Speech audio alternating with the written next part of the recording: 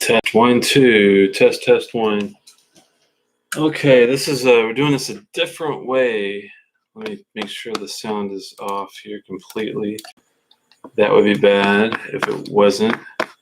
Hopefully this works as well as it did previously, because before YouTube had us go a different route here.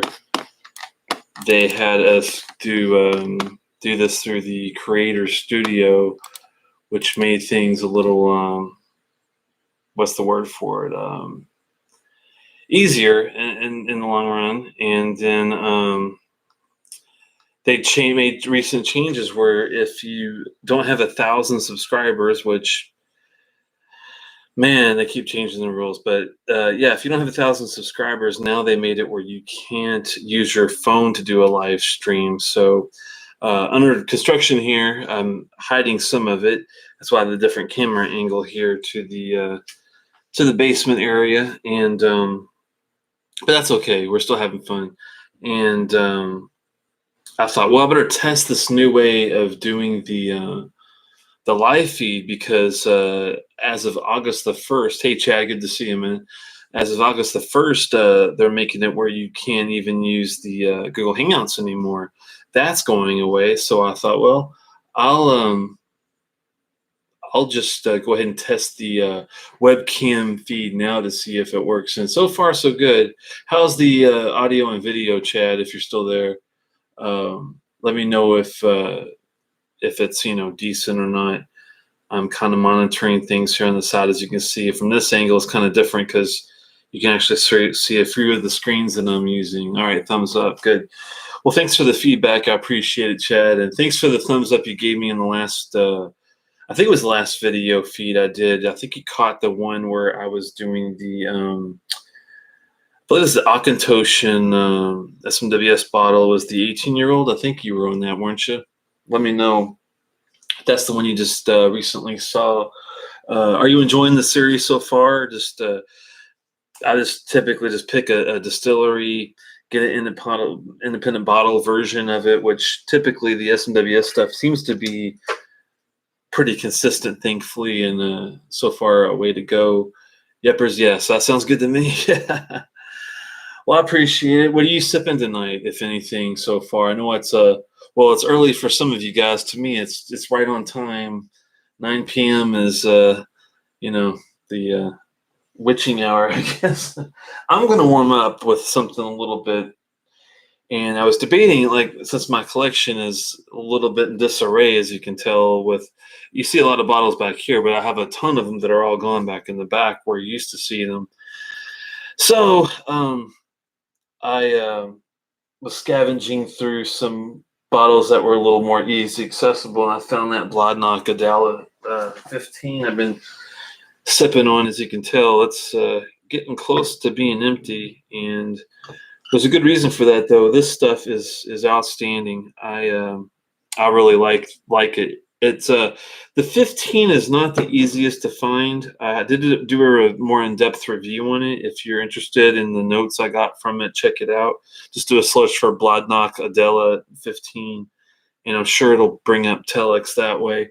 Always sipping the Kilkerran heavily peated. See, you're lucky, Chad, because I haven't tried that one yet, and that's on my, God bless, I wish I could do it today on that list. But since I've been focused on SMWS stuff hardcore lately, I've been missing out on some of those other offerings. So on the side, I'm gonna have to see if I can find that. I haven't been to Petite in a while, so I'm gonna have to get out there, and I'm sure they already have it too, which is kind of funny because that's where I got the 4 Kilkerrans that I have: the regular 12, the 8 cast strength, the bourbon wood work in progress number 9, I think it was, and then the same thing work in progress, I think it was also number 9 for the sherry wood, which was really damn good too. Loch Ness whiskey friends, yes, good to see you, Loch Ness.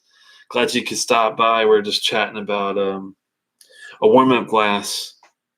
Chad's warming up, as you can see, with the Kilkerran heavily peated. Chad, let me know what you think about that. Do you like it as much as the 12? Do you like it as much as the 8 cast strength? How does it compare to the Works in Progress series, if you've had it at all? Being heavily peated and not a long row really makes me wonder why. Because Glengyle, I know, is different than Springbank, but they're kind of all related. And I'm pretty sure like Springbank has Hazelburn for their non-peated or lightly peated. Springbank is like their normal, and Longrow is like their heavily peated. I guess Kilkerran is its own thing with Glengyle, and they don't really have a heavily peated offering it other than this one. So I guess it's kind of a one of a kind thing.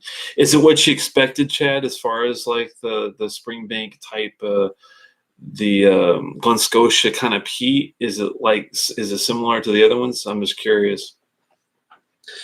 I'm just going to warm up with this Bladnock Adela 15, but we're going to take a look at a specific bottle that I think is interesting.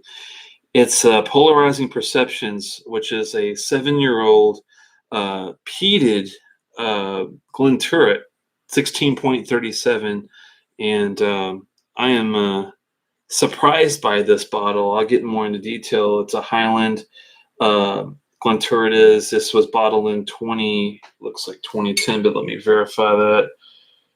Yeah, November the 25th, 2010. It's a recharred hogshead cask. 56.9%. It's beautiful. As far as the presentation is always good with those guys, and we'll get to that in a second. But just talking about if you want a sherry bomb without it being for the year. I mean, I know it's a little higher. It's it's around. Trying to remember the price point on this. It wasn't astronomically high. I mean, it was maybe a little higher than some 15s, but comparing it to like a Glentronic, which the quality is there, even though it's a lowland, don't knock it. I saw recently that they Bladnock just released, just opened up their visitor center. So congratulations to those guys. I don't know if they ever watched the show. I do give them a lot of props and a lot of exposure. So I think it's in good taste, and I think that if you are tired of maybe drinking the same thing, if you're like a big Abelard Abernathy fan or a McKellen Second Edition fan, a Highland Park and Fire 15 fan, or something where you Longmore 16, if you like spicy, savory kind of drams. This is an Oloroso sherry, really well done mouth coat, heavy like a Kleinleich.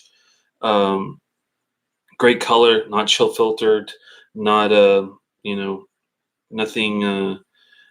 I mean, the marketing's great. I love the bottle. It's a little different than what you usually see. They've got a nice look and the logo and all that, but they don't even need it. It's really what's in the glass. And one of my new favorite distilleries that of when I looked all around the new ones, to me, especially being a lowland, the Bladnock was a good find. Chad says, "It's a different animal, closer to an octomore, huh? The Kilkerran heavily peated. Interesting. It sounds about right. If it's truly heavily peated, I would hope it could compare at least to some of those big boys. Barbecue sweet peat bomb at cast strength, 80 parts per million. Wow. That's the phenol level he's talking about. How does it compare to a Hazelburn? Ooh, that's a good question. Yeah, how does it compare to not a Hazelburn, because I know Hazelburn's not peated. How does it compare to like a have you had a Longrow before? Because that's like the only heavily peated Campbelltown dram I can think of would be specifically the Longrow, which is sort of like, oh, what I'm drinking is Bladnock Adela 15 is my warm up. The bottle we're going to be looking at is a Glenturret. It's going to be really good. So let's have a little warm up sip here. Oh, I love the nose and the palate on the Bladnock 15. Look into the other show, if you want to get more details on it.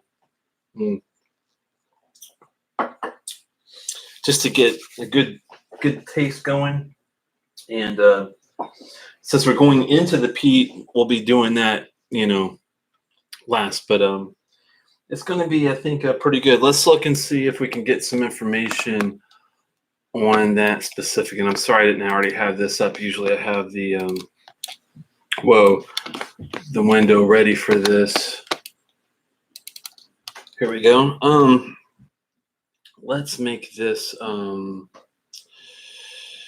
best way. First, I usually try to distiller. They're not the best, those for SMWS bottles, unfortunately. I wish they had more of a presence there. I guess I could fix that if I had the time and was still typing a lot of reviews. Videos, unfortunately, a lot more efficient. So if I can get my thoughts across with a video format with speech, it's just a hell of a lot easier than, even if I'm only typing out a few paragraphs, it's still a bit different. I don't think we're getting anything that way. So let's go straight to the source, SMWS USA.com, I think it is. Of course not. SMWS USA and Google then, since that didn't work. Here we go. Well, it should have worked. I guess that needed the www in that thing. Anyway. Oh, they still have some up here. Let's see. Let's see what they have. And it's only $90. It's actually under 100 for this bottle. There's 23 left, so that's not bad. They describe it as a Highland Southern, which that is a Glenturret basically. 7 years, recharred hogshead. Yeah, this is the one. 72 bottles, and I guess this allocated. I'm surprised that I think the only reason it hasn't sold faster, to be honest with you, is the fact that I got a unfiltered Swami. Swami, it's really sad when the first thing that when you come into a chat, the first thing I see is actually an issue where you're being filtered out. What should I watch? JCVD Kickboxer or Out for Justice? 80s action movie, man. Where's the blood sport? That's what I'm talking about. You got to break out the blood sport. That's one of my favorite go-to classics. It's just too funny. Hey, Dram, good to see you, man. How's California? I know it's a little early for you, but I figure I got to get a little earlier for some East Coast and my Nords that and Swedes and the Finns that like to watch on the other coast. I changed your time, so I keep missing your shows. Yeah, sorry about that, man. Basically, what happened was I just decided it was just better for a couple of things if I went ahead and switched it to a different day, and I was trying to find the right time, and 9 o'clock made the most sense. But last week I had a lot of problems with the basement. I had a lot of leaks that I had to take care of. So the leaking's been fixed. The problem though was I had to bash out all the drywall to get to the pipe that needed. It was a cast iron. This is a built in '61 house, so it had to be completely gutted, cut out, PVC replaced, and now I've got this big gaping hole behind me where you usually see with all the bottles, and the bottles are all over the freaking floor. So my plan is to make the 9 o'clock Tuesday thing a little more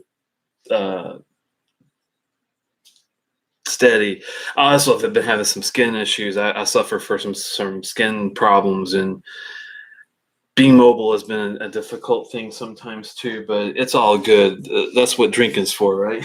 So where'd my glass go? It's really sad when you just poured yourself something and you can't even find your glass.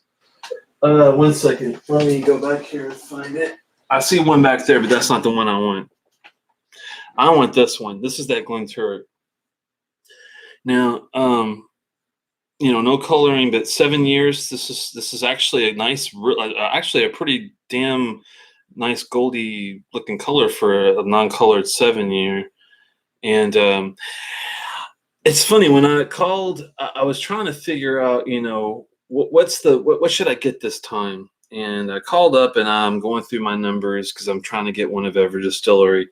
And I've done the two, which is Glenlivet. I've done the Dalmore. I've done the Auchentoshan, and I'm like, well, 16 is a good number. One, no, I didn't see that actually. I just called and I was like, well, I have a couple ideas, and I gave Ben an idea of which ones I was thinking of, and then I'm like, well, what else do you think that I might like that I don't even know about? And he was cool enough to bring up this Glenturret, and it's heavily, it's peated. So I'm like, well, that's interesting because I've had a Glenturret, but it was a Gordon MacPhail. I think it was an 11-year-old. It was just a independent bottling, but it had some sulfuric type of things going on. I liked it. It reminded me of like a Ben Nevis. It had the Ben Nevis Springbank funk, Bowmore 15 Darkest kind of funk. The You get it also off of like Glendulin. Glenfarclas kind of has a little bit of it. Macallan, some people get a lot from Macallan. I don't usually get sulfuric stuff from them, but some people that are really sensitive to it can pick it up off of Macallan's. But anyway, that's what I got. And he's like, well, it's nothing like that. This is actually like more like, what you would expect from a peated offering. I'm like, well, is this like Isla peat? Is it Campbelltown peat? Is it Islands peat? What kind of peat? Because I've had some really great peat and I've had some really shitty peat. And there's nothing worse than when you get like a Tomintoul peaty tame, or and I do like Enoch. I'm not knocking Enoch by any means. I like their cutter, and I love the 24, the regular, but like as far as like peated stuff, like the cutter, the flatter just didn't do it for me. I don't know. Something wasn't the type of peat that they use for that particular offering is not quite the same. The cutter though has it, and I kind of equate it to like a Balvenie peat wheat kind of peat, if you're familiar with that.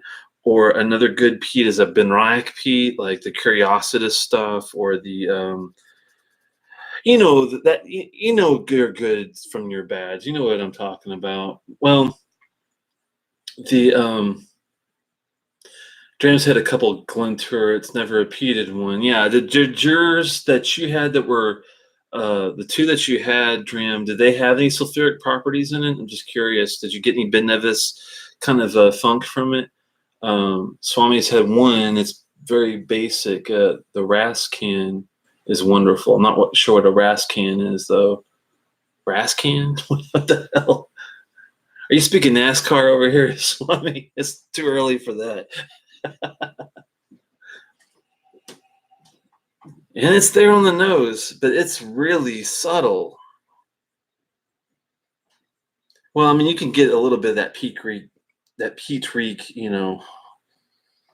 but it's definitely a little more herbal / floral than what you might be used to in a speaking of like Isla peat. It's a little more of closer to that Benriach, Balvenie peat wheat kind of stuff. The Master's Cut has a sulfuric note. Okay. Huh. You could say that. One was overly sherried, though. It's a lightly peated. Nice. Okay. And not grass can. Oh, okay, cool. I'll keep an eye on that, Swami. Good call. Because that's the funny thing about Anak. They're one of those distilleries. Instead of using, your tip. I mean, they do have a lot of years. They also have a lot of names for. But I guess that's like any of them. They're all kind of similar like that. I'm not sure why I thought it was any different than. I guess they have a lot more flavors than most do as far as cast offerings and whatnot. Hey, Chris, good to see you, man. Thanks for stopping by. So, I mean, the wet dankness is there. The ashtray sweetness, a little mint. Definitely some good smokiness in the background, but it's more of a white ash. It's not like a deep dark char. It's more of a nice white ashy smoke. I think it's well done. It's just a little different. If you're expecting some sort of Lagavulin type of, or Ardbeg or Lafroig. It doesn't have that type of medicinal or iodine thing going on. As far as Lagavulin, that's more of like an earthy, meaty peat. Doesn't have that either. It's definitely not an Arbegian thing either. It's definitely closer to the other ones that you might be familiar with. But the sippage, oh man, we are sipping a Glenturret. Neat, by the way. Polarizing Perceptions. Now on the palate, this is where that nice, great charred bonfire piece comes in. Even though it's bright, effervescent, and young and sprightly, it's I mean, that's really what it is. If it's not that, if this isn't that color for that, it should be, because it's got that feel. It could definitely hold its own, I think, with a Lagavulin 8, which would be a comparable dram, but a totally different taste profile. This has got even more smoke to it. The peat is more noticeable on the nose than it is the palate. The smoke is more noticeable on the palate than it is the nose. It's kind of one of those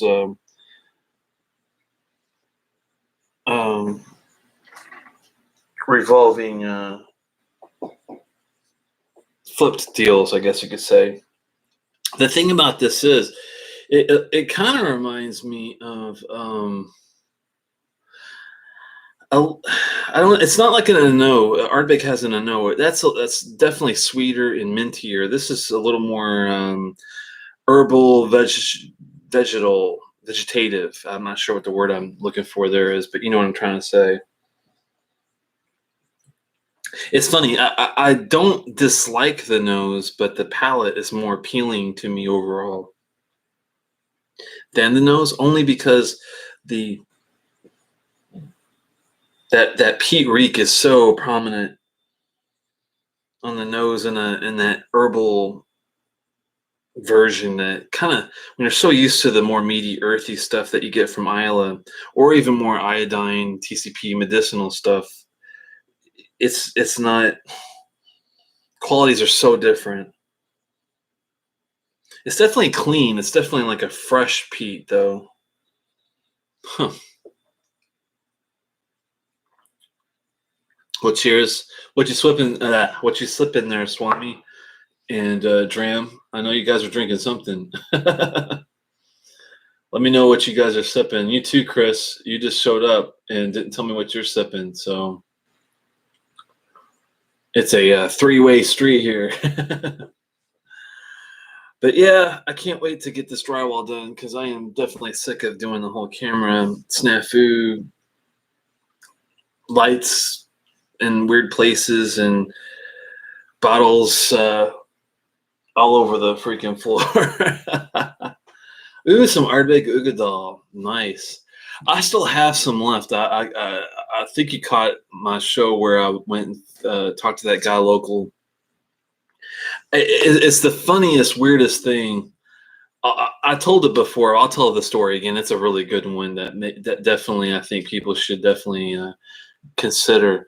I was, I like to look for stores that are kind of off the beaten path to find that bottle that I normally wouldn't find, like the Lafroig 18, which I was lucky to find two one time, or that McKellen edition one. My friend found one recently that made me so mad that I didn't find it before he did, but they're out there. Anyway, so I found this store and never really visited it, and it's not actually that far from here. I just was out and about one day doing something, and I thought, you know what, I might as well just stop by there and see if they have anything worthwhile. And it's not, that far off. So if they don't really have anything, like most people don't, then at least I know.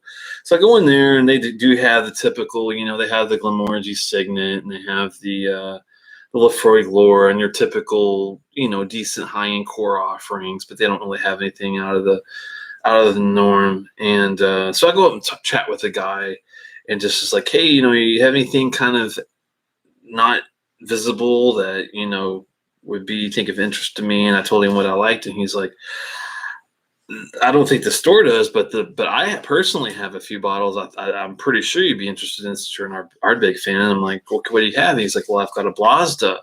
And I'm like, wow, that's the low ppm offering that Ardbeg definitely never really does. They haven't done that since like Kildalton in the 1980s was a non-peated type of offering.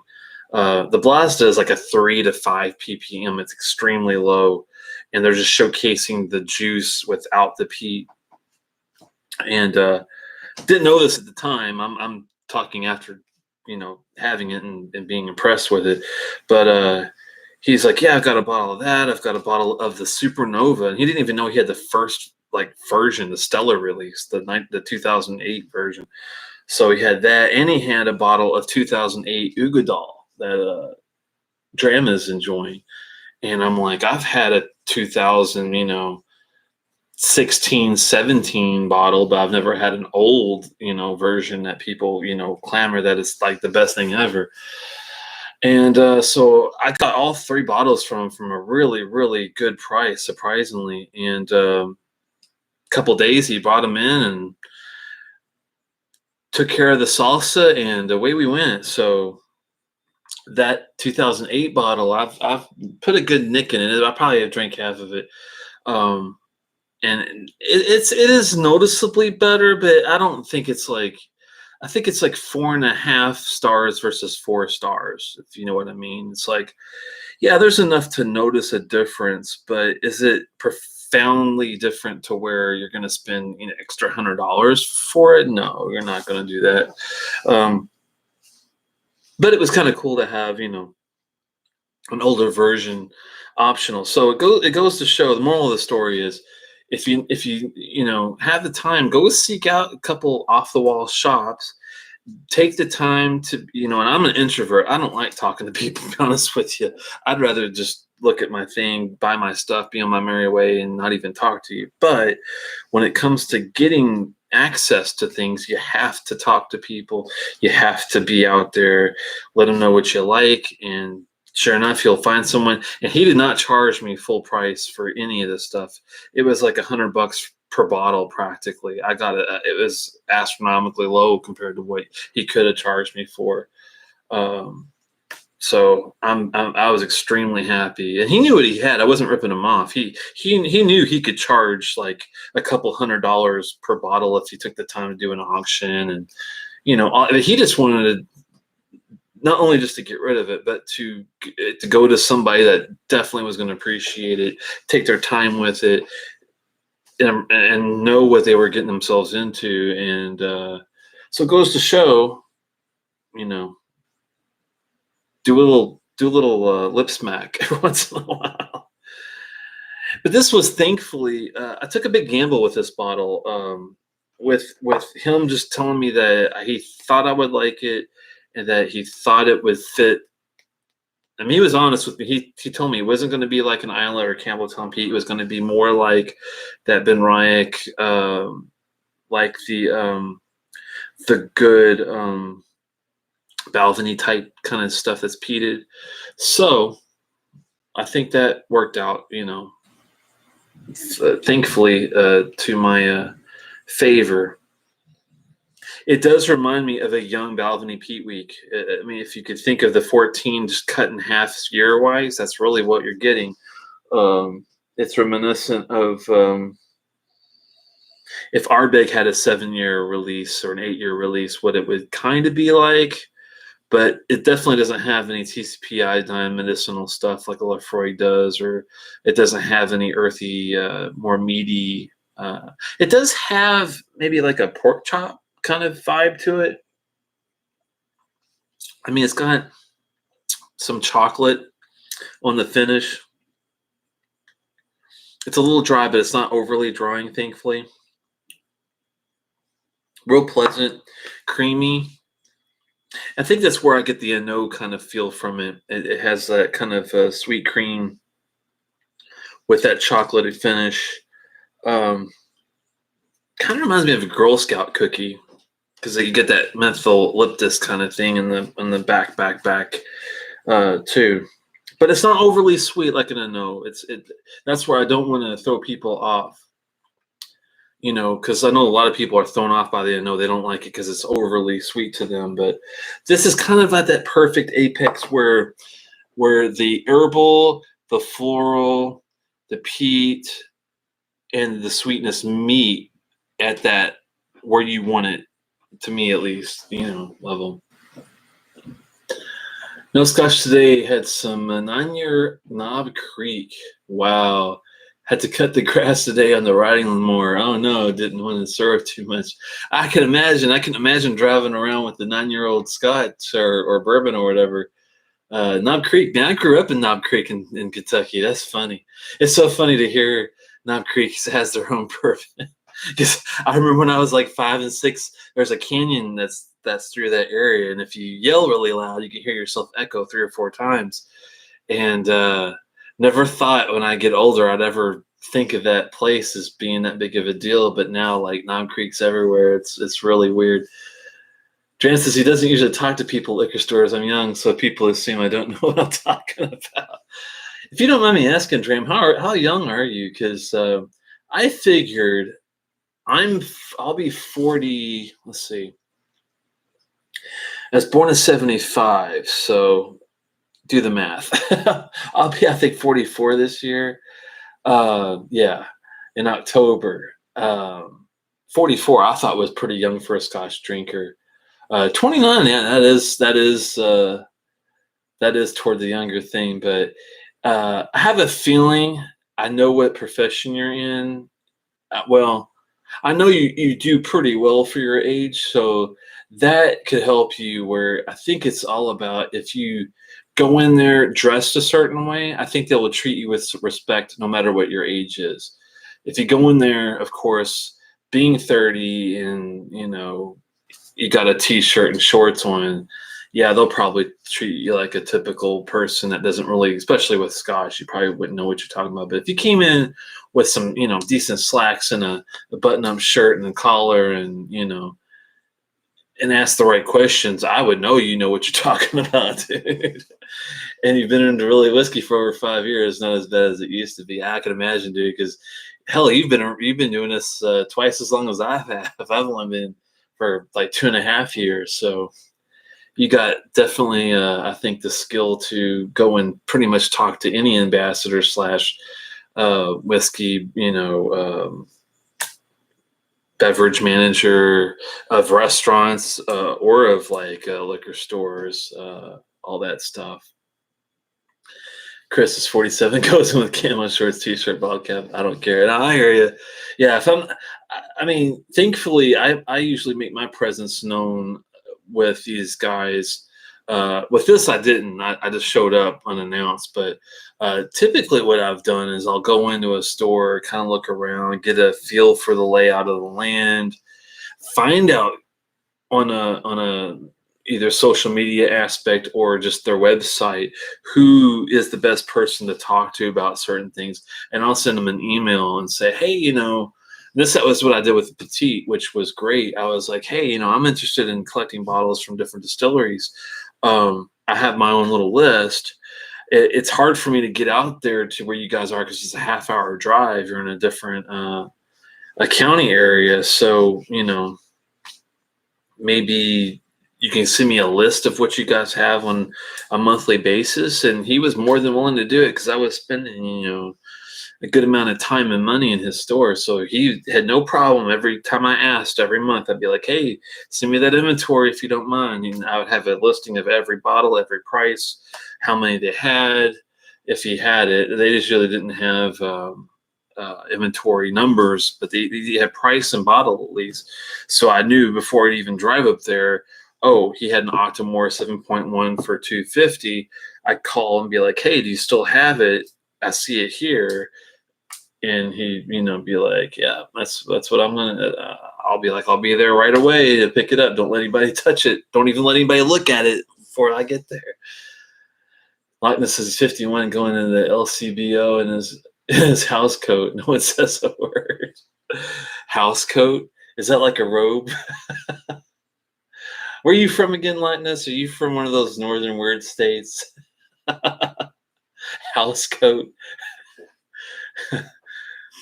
Oh man, I'm just being silly. I'm not making fun of you. Trooper knows what I'm talking about, though. He's from Louisiana.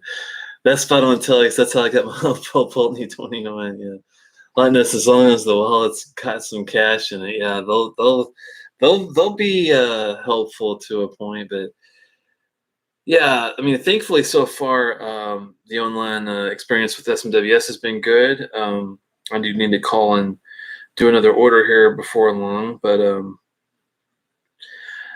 I like so far because I've kind of I try to keep it about a 12-year average, and I've even though this is a 7, I've done an 18 recently. I've done a couple 13s and 11, I think, and oh, yep, Ontario. That's what it is. The house code is a row pole. I think he meant to say pal. Oh, he meant to laugh at me afterward. Okay. Yeah, I like that house coat. I got to remember that one. Yeah, we got weird names for everything in some places. Like I know the British like to call the trunk a boot and I think the hood the bonnet or something. Just crazy stuff like that. But it's funny how just a few hundred miles can make the biggest difference with words. It's crazy. Yeah, but I mean, I'm definitely happy that even though I took a gamble with it, I might have got a whole bottle of just nonsense. But if that would have happened, I probably would have been like, at least I could probably find a way to maybe make a trade, find somebody uh, in the society or someone that knows of the society, and find that if they're a Pete fan, maybe at least give them a sample and see if they enjoyed it enough to do some sort of salsa swappage. That would be an option. I have done that in the past where I got a really a bottle. I got the Octomore 7.1. I love the Octomore 7.2. I really adore. It was one of the best bottles I've ever had. But I hated the 7.3 with a passion.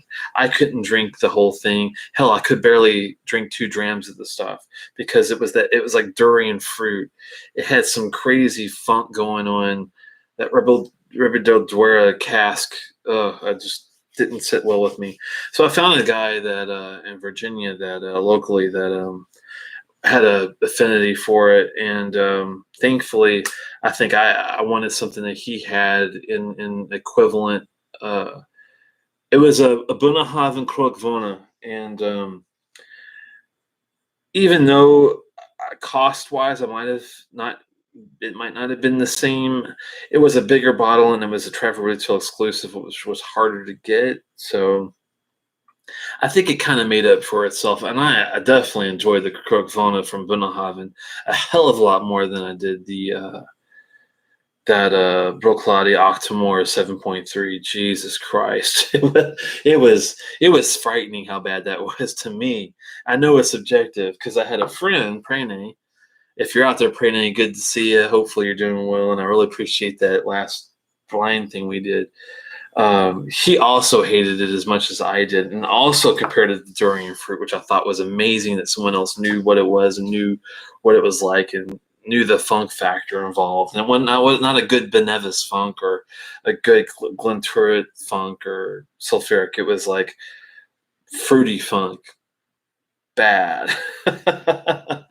Anyway, but I just didn't enjoy it. It lots of people love it. Aquaman, Mr. Lee, he loves it. I think also Generous Paul, Dapper Drams. Yeah, I think he liked it too. Um, if I'm not mistaken. Have you opened it up there, Dram, yet, the 7.3, out of curiosity? Let's see. Chris says he has a house code too. DHS has only had the 8.3 and 9.3, and they were fire. Yeah, I mean, I'm not saying the 8.3 and 9.3 is not fire, because the 7.2 was one of the best drams I've ever had. It was a French Syrah cask of the 7.1, but it was 7.2 French Syrah cask. Absolutely outstanding. One of the best tastes I've ever had. Paul was the one that supplied the salsa for that, Dapper Drams, and man, that was fucking fantastic. Unbelievably great. Outstanding. But with that said, um,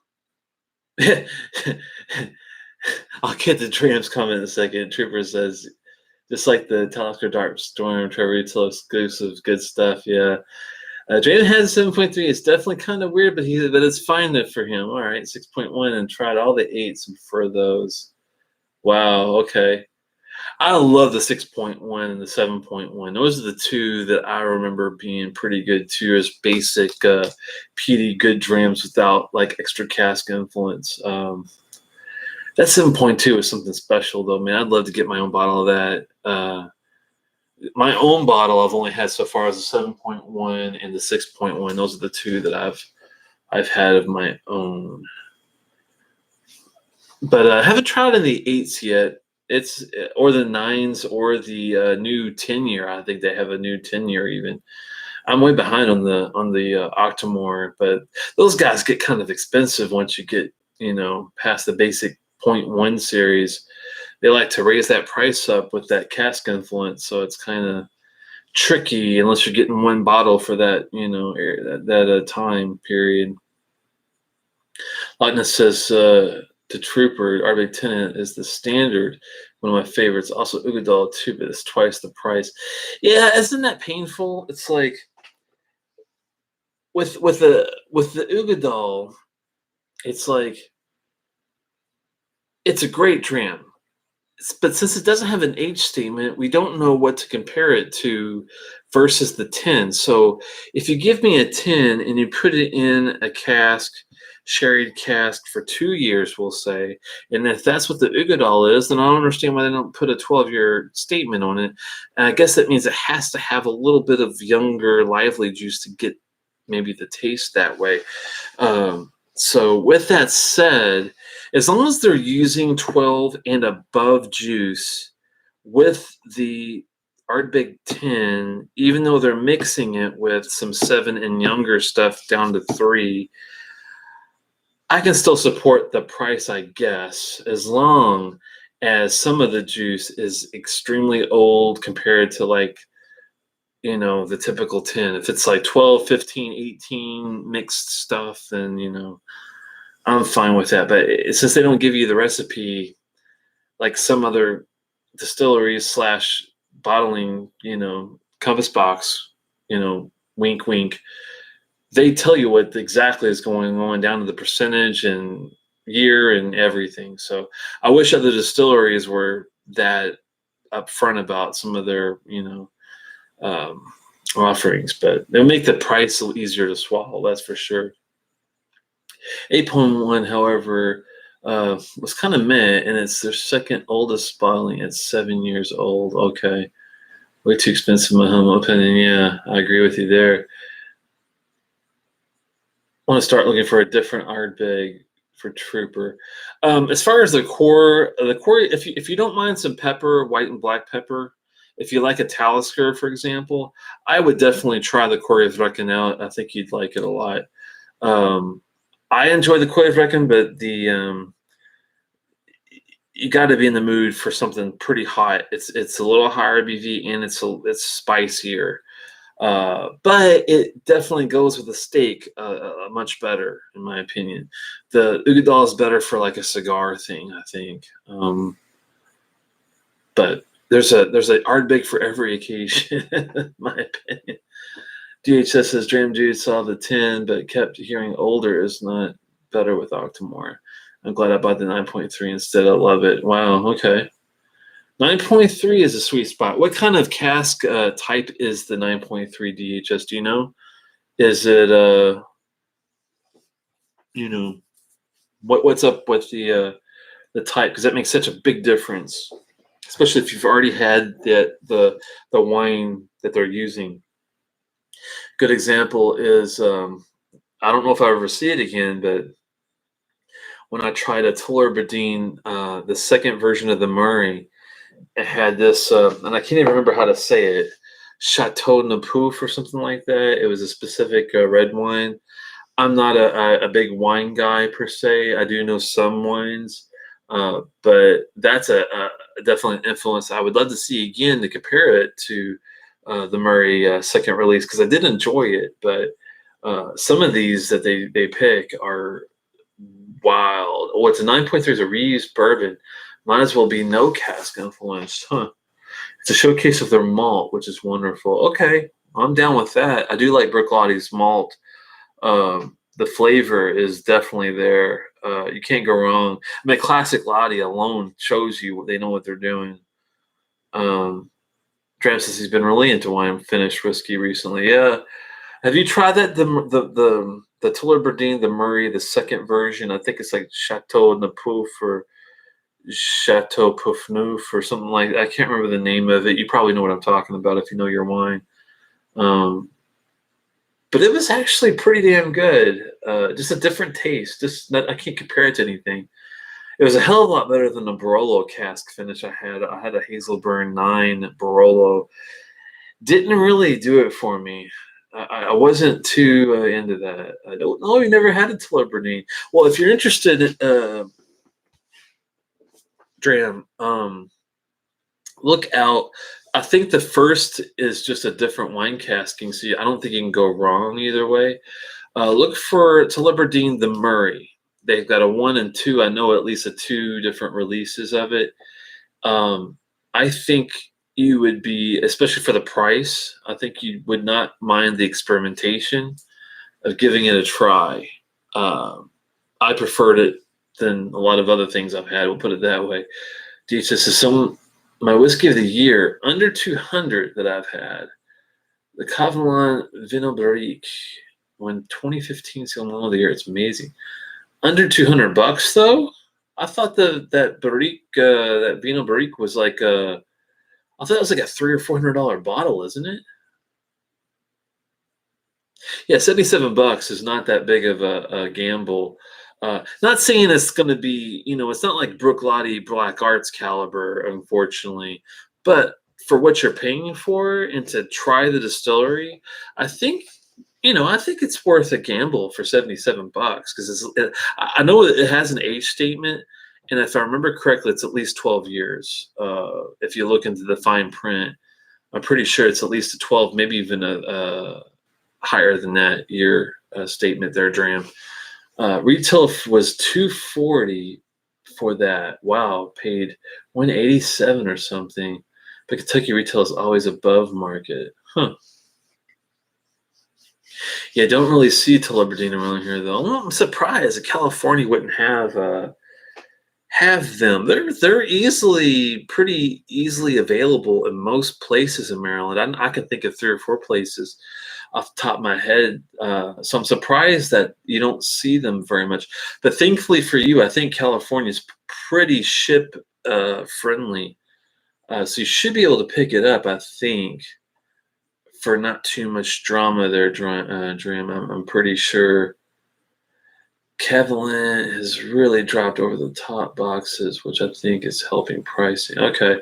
Because, yeah, I mean, I'm pretty sure when I first heard of that, unless it was a different bottle, it was going for at least $300 to $400. So I'm surprised that it's come down that much. But, yeah, if it's the same one I've had, which I think it is, it was quite tasty. Don't think it was worth $300 or $400, but it definitely was worth a couple $100, easy. So if you got it for $187, man, that's like a freaking steal. I gotta get back to Kentucky and do some digging. Yeah, I'm gonna have to get DHS. Hey, DHS, send Telex at Outlook.com. That's Tango Echo Lima Echo X-ray at Outlook.com. Send me an email with some places to look at in Kentucky of where you like to go, because not that I'll take all the ones that you want, so don't worry about that. But if I'm visiting and I need to pick up a special bottle or something, I'd like to know where to go. So send me a little list if you don't mind. And last time I asked for some people to send me some stuff.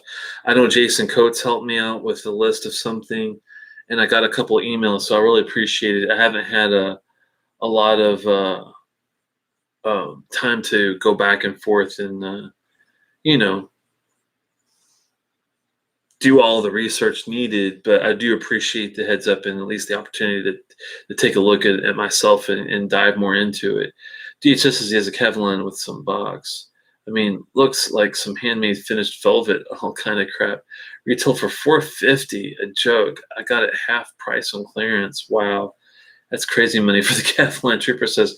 Not, I mean, that's what it, I mean, we're talking like New York, DC prices. They are heavier, but I wouldn't think they'd be like twice as much. I wouldn't hope at least, but it sounds like they might be. DSS says, I don't have a honey pot per se, but it's more like catching sales. Okay. Huh. Well, at least send me a little list if you don't mind of the places that you tend to see some of these sales pop up. Because I don't even know where to look in Kentucky when I'm visiting home. I will be hopefully getting back there. I'm not exactly sure exactly when, but I do want to take at least a week and get back and visit my dad and my mom. And yeah, home is Louisville area. Well, partially. My mom still lives in Louisville. My dad lives in Breckenridge County, which is outside near Hardensburg, past like Fort Knox, down 60 area, if you know where I'm talking about. It's the hollers, if you know what you know what I mean. It's definitely more than an hour outside of Louisville, towards heading towards Paducah, but not quite getting there yet. Oh, you're in Cincinnati area. Okay, cool. Yeah, if you don't mind. Yeah, unfortunately, I never get to the Cincy area, like Covington and all that. But if I'm out in, oh, Lexington, okay, yeah. Trooper says he wants to find the Lagavulin 12 cast strength. Hard to find it, very pricey. Really? Well, I'll agree with you on the pricey, but I think it's fairly easy, thankfully, to find in Maryland. But you are going to pay like 130 to 140, something like that for it. Is that the price you're seeing? Oh, 166. Jesus, yeah, that's high. 120 is not bad. 140, I think, is the average in Maryland, DC kind of area, if I remember correctly. I don't think I've seen it as low as 120. I think that's definitely the best price, probably in the tri-state area. Can't find it in Louisiana. That's sad, man. Wonder what it is. Do you think Diageo, since they're such a huge presence, they'd find a way to get it so my crawdad buddy down there in Louisiana can get himself some 12-year-old cast strength action? Well, I think we should all write to Diageo on your behalf somehow or something, man. That's crazy, because it's a tasty bottle. I never had a bad one. They are different. They're not. I don't say they're inconsistent, but their flavors change profile from year to year. So the interesting thing is, I've had a 20. I want to say a 17 and 18 bottle, or a 16 and 17, one of the two, and one was a little more cotton candy and sweeter than the other one, but they both were definitely solid, great, like Octomore-esque type bottles. 140 Canadian, yeah, that's even cheaper. What is that? Let's see what you guys are trading at. You Canucks. I mean that in good fun. 140 CDN to USD. $106? For a Lagavulin 12? Are you out of your mind? That is a steal. You should be buying one for Trooper and milling it to his ass somehow. I'm not condoning anything illegal, but you got to find a way to get Trooper a bottle of that stuff, man. That's crazy. I've seen it like in Wisconsin for 90. Is Wisconsin like the best place for prices for Lagavulin? Because that is crazy low. The 90 is like what the price is here for the 16. No joke. That's like a decent price too for it. The 8 and 9 and 16 distillers edition, but no 12. That is crazy, man. I'm surprised you can still find the 9 down there. You can't find the 9 anywhere around here, so I guess it all depends on where you are. You get all the good cheap bourbons. Oh, yeah, that's true. He probably would trade you in a heartbeat, though, a cheap bourbon for a Lagavulin 12 cast strength. I know I would. Get all the cheap bourbons. There are all kinds of places with stupid low Lagavulin prices. It's the most varied Scotch I know. Good point. And I think the reason is because Diageo has so much of it out in like Costco and stuff like that. I've heard like the Lagavulin 16 being available as low as like 55, $60, which I've never, ever, ever seen that low. I should go and look and see if they still have it out at some Costco's in some places. In Maryland, you can't sell alcohol at Costco. In DC, you can. It's really weird. And Maryland county laws differ from county to county, so you never know what you're going to get around here. But road trip to Wisconsin for $90 Scotch sounds pretty good for a cask strength 12, man. If you're getting like 2 or 3 bottles, that might make it worth it. Be a long ass drive though from Maryland. Maybe not so much for Cincinnati, but for me to get there, man, it would take an eon. You don't get good cheap bourbon in Cincinnati. That's just true. Or Covington area. Too close to the goods for that. Hey, Ben Stahl, good to see you, man.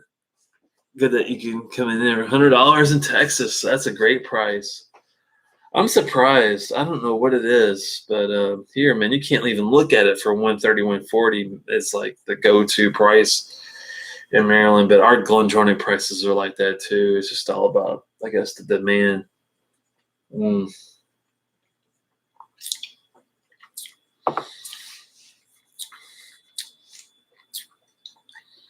really actually digging this. Glenturret still neat, even for 56.9, 57%. We'll say it's actually easy drinking neat whiskey. I know it sounds crazy for 110 proof practically. I guess it would be about 110 proof times 2, right? Close enough. You see, that's what's weird. The Glenturret 18 here is you can't look at it for under 220. Dram says, I'm going to join your show. So now easier now that you're on oil. You can join now if you want. I know it's a little late now, but yeah, the 18 is 212 actually. I want to take that back. Not 220, 212. Because the Parliament, the 21-year-old is 289. I got it memorized. That's how bad it is. It is bad.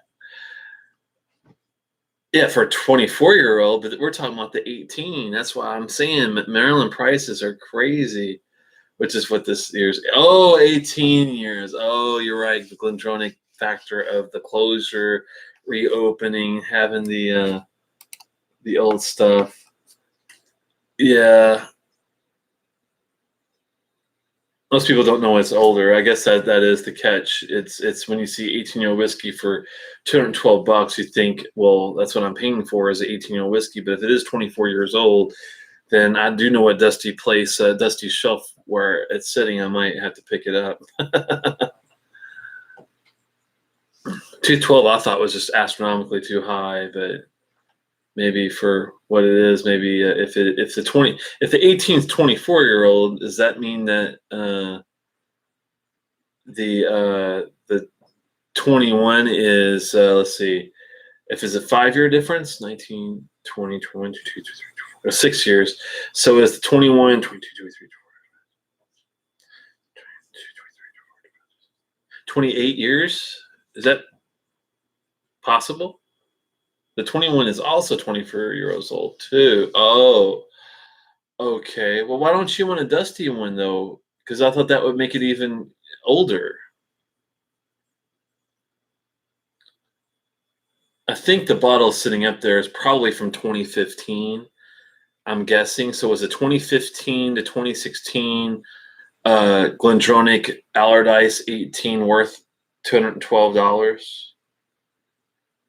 If it's 2015, it's 4 years younger. Oh, God. Well, that'd be bad then.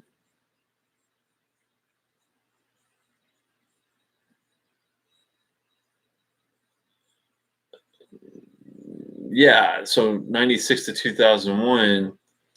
I mean, so where's that sweet spot that you know that the bottle is worth the that it's the 18 is like the actual 24-year-old version. Are they all like that, or do you have to worry about what year the bottle's from? I don't see any links, unfortunately, DHS. Sorry, no.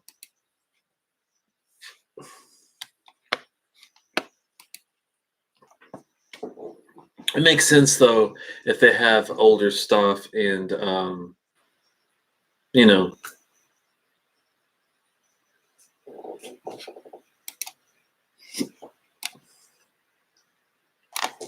Okay, I can see that. So let me Google. Excuse me, I got the hiccups. I'll Google this. Excuse me, this PDF. I'm gonna hold my breath so my hiccups go away. Give me 1 second.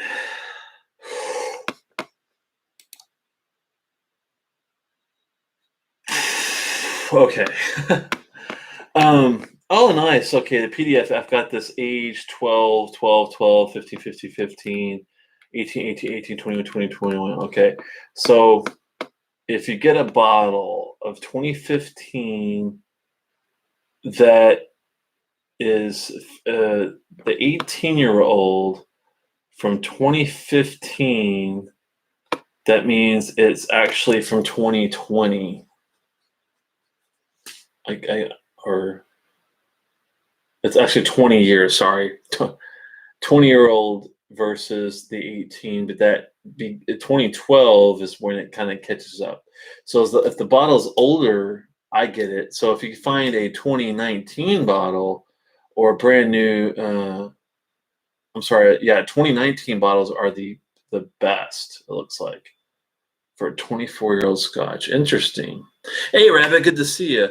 I meant to send you another thank you note, Rabbit, by the way. Sorry for the delay. If you didn't know, I had a lot of repairs, construction going on in the back. That's why my view is all skewed to the side here. But still having fun, and really appreciate you hanging out in that last show.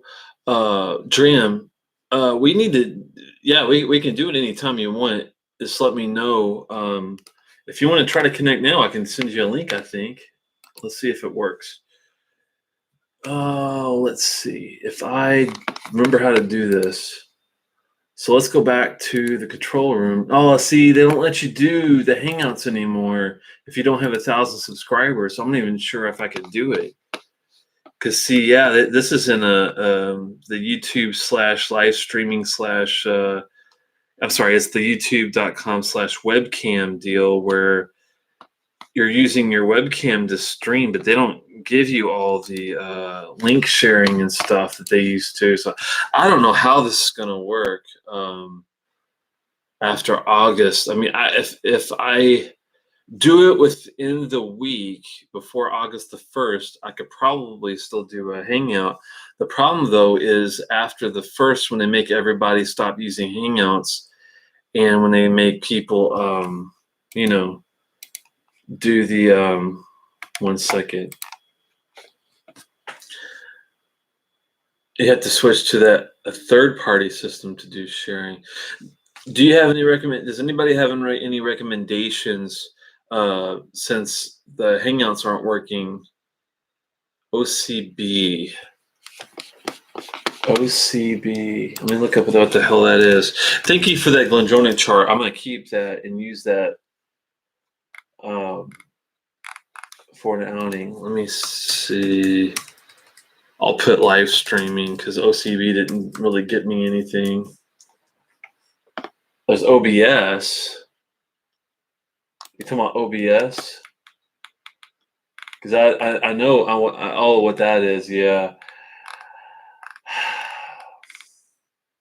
Does that have built-in sharing and stuff? Because I did use that when I first got started, to be honest with you, and I stopped using it because it was easier to use the Hangout stuff.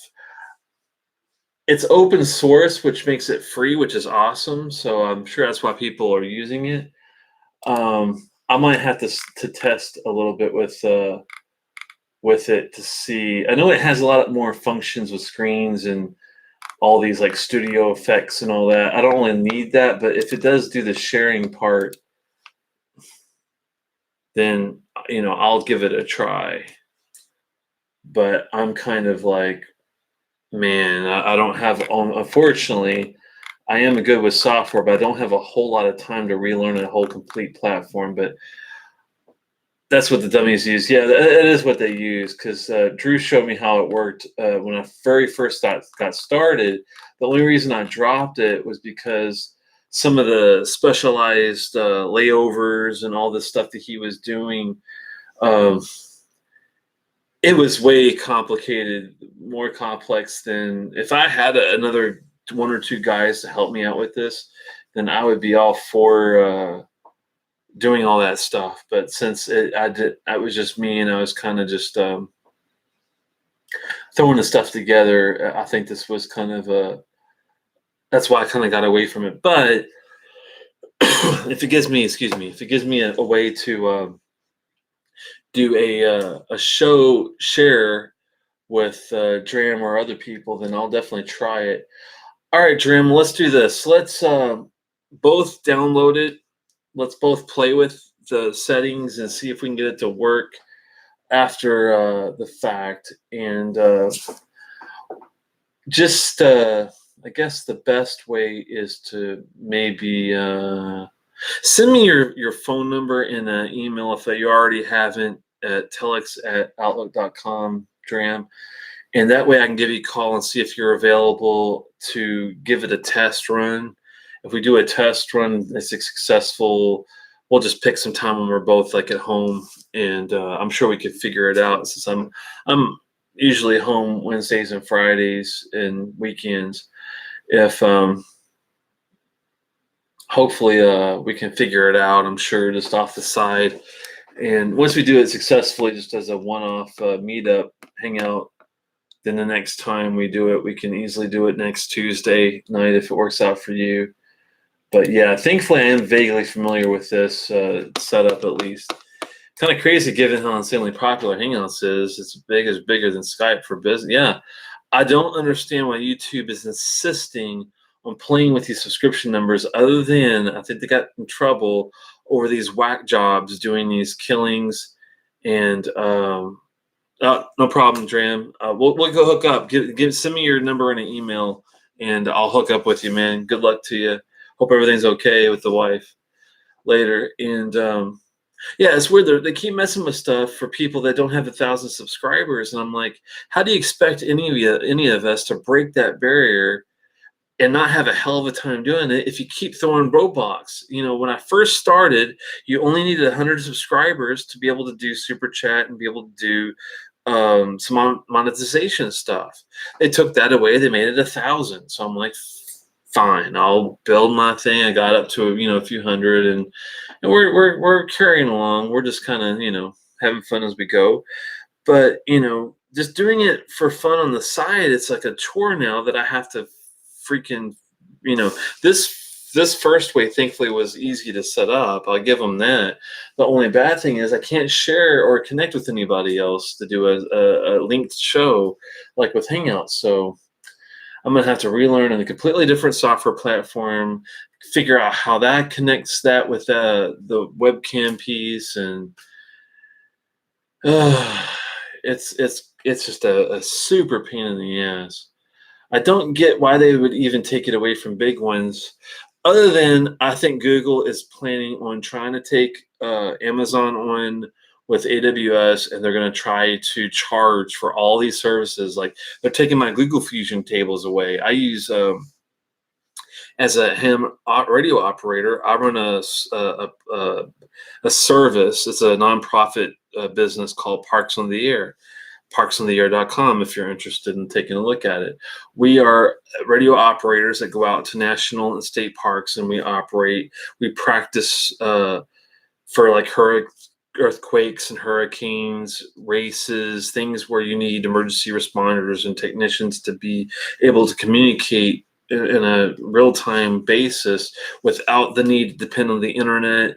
With anything else, we just bounce our signal from the antenna off the sky, the ionosphere specifically, back down to somewhere else. That's all it is. And I was using Hangouts for that, and using Google Fusion tables for our mapping. Like when you go to my site, you'll see parks that are all over the world. I'm sorry, all over the at least the country, and they're national parks, wildlife refuges. And if I get the KML polygons, I draw out the borders of it where people know where they can go and operate from. Well, even Google's taking that away, and making it where you can't even, use Google Fusion tables anymore. So I got to find Leaflet or some other method of mapping. And it's like, where does it fucking end?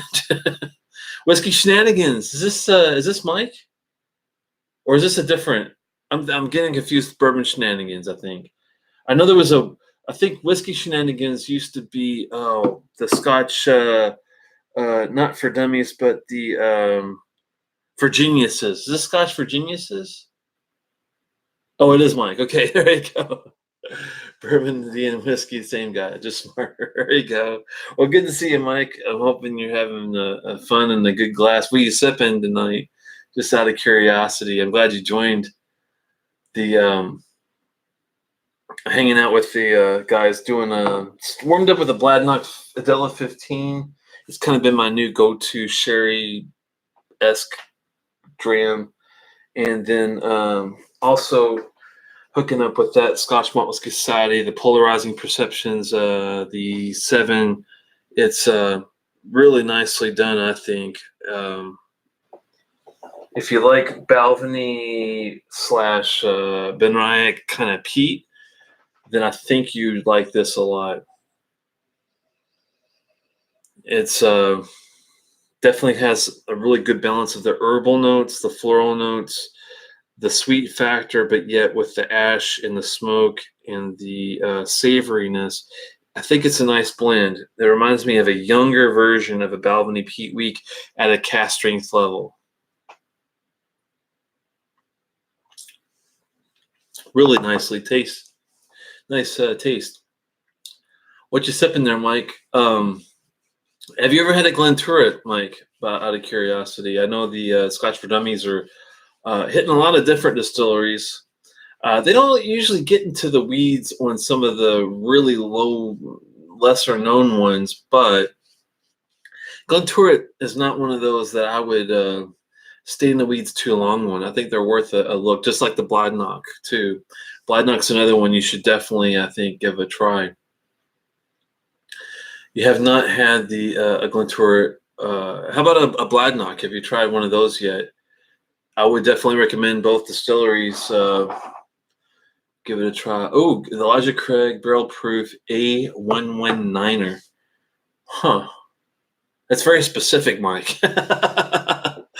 Not the Bladnock either. Well, you've got a homework to do, buddy. Find a Bladnock Adela 15. It's under a couple $100, so it's definitely obtainable. Also, a Glenturret.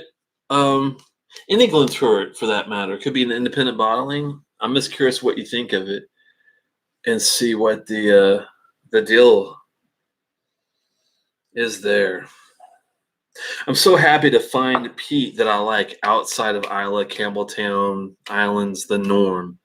Glenturret, being a Highland distillery, is another good option. So thankfully, this being a recharred hogshead,